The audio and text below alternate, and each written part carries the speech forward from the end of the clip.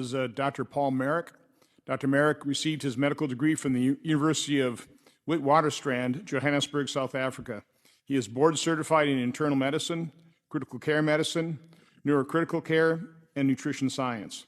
Dr. Merrick was professor of medicine and chief of pulmonary and critical care medicine, Eastern Virginia Medical School in Norfolk, Virginia. He has written over 500 peer-reviewed journal articles, 80 book chapters, and authored 4 critical care books, and has been cited over 48,000 times in peer-reviewed publications. And Dr. Merrick is certainly one of those doctors who've been persecuted for treating patients. Dr. Merrick.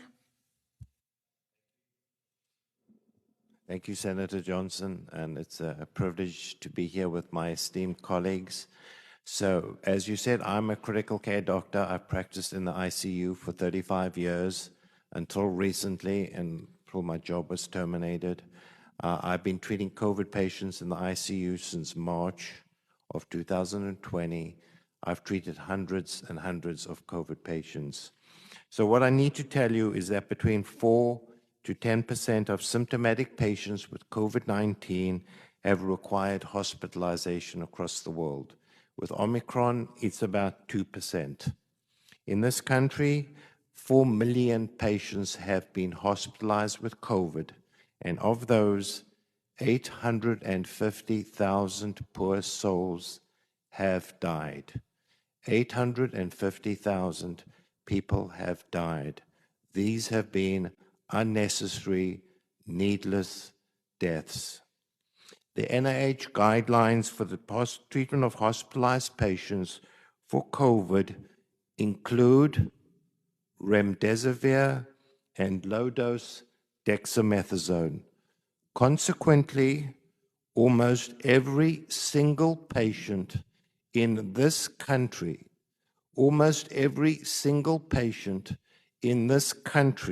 is treated with the combination of remdesivir and low-dose dexamethasone. The PALM study group investigated 4 drugs for the use of Ebola. The results were published December the 12th, 2019 in the New England Journal of Medicine.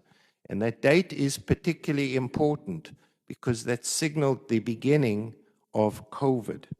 The Data Safety Monitoring Board of that study terminated the study of remdesivir, because remdesivir increased the risks of death and renal failure.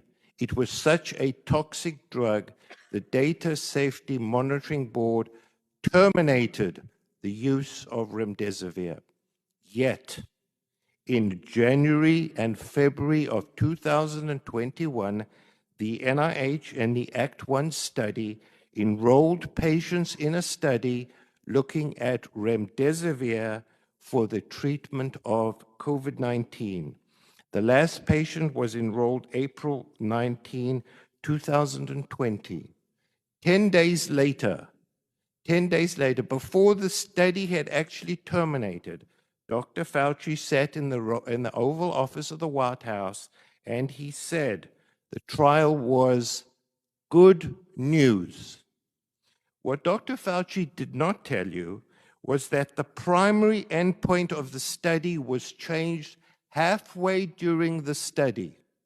We all know that is scientific misconduct. Because the study was not going to be positive, they changed the primary endpoint. The original endpoint was an 8-point ordinal scale that included death and a requirement for mechanical ventilation. Knowing that remdesivir would not affect those endpoints, they invented a bogus endpoint called time to recovery, which they showed in this study was statistically significant. And based on this bogus endpoint, remdesivir was approved by the FDA on October the 20th, 2020. So if one does a meta-analysis looking at the studies of remdesivir, the 2 studies which were sponsored by Gilead show a reduction in mortality. However, If you look at the 4 independent studies, including the large study by the WHO, it shows the opposite effect. Remdesivir increases the risk of death. Let me say that again.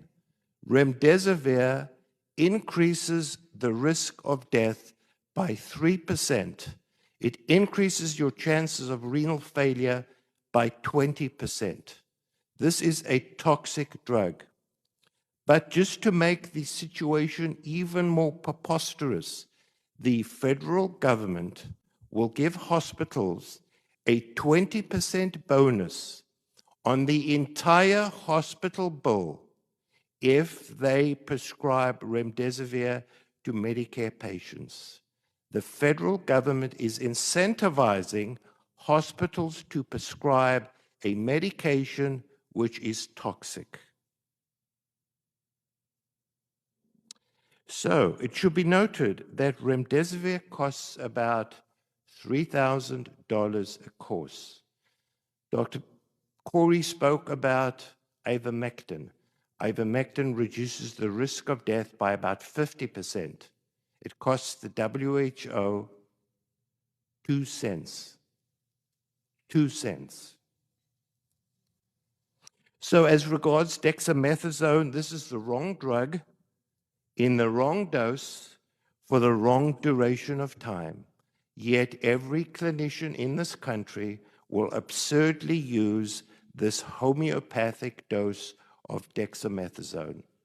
Why? Because the NIH tells them to do this. So what the NIH and other agencies have ignored are multiple FDA-approved drugs. These are FDA-approved drugs. These are not experimental drugs, which are cost-effective and safe and have unequivocally been shown to reduce the death of patients in the ICU and in hospital.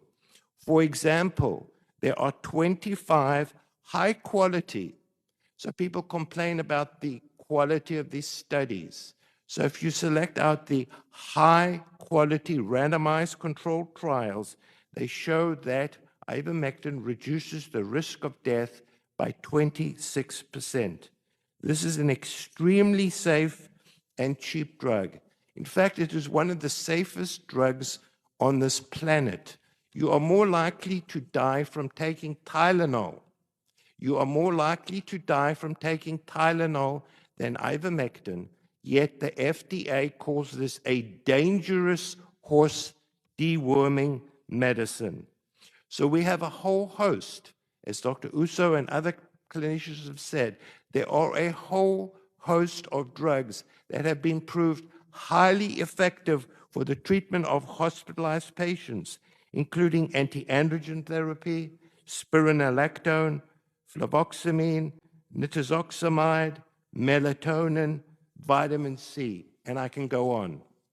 So the question is, why? Why have cheap, safe, and effective drugs been ignored for the treatment of COVID-19, which could have saved maybe 500,000 lives? And I think Dr. Corey has told us exactly why. Thank you. Thank you, Dr. Merrick.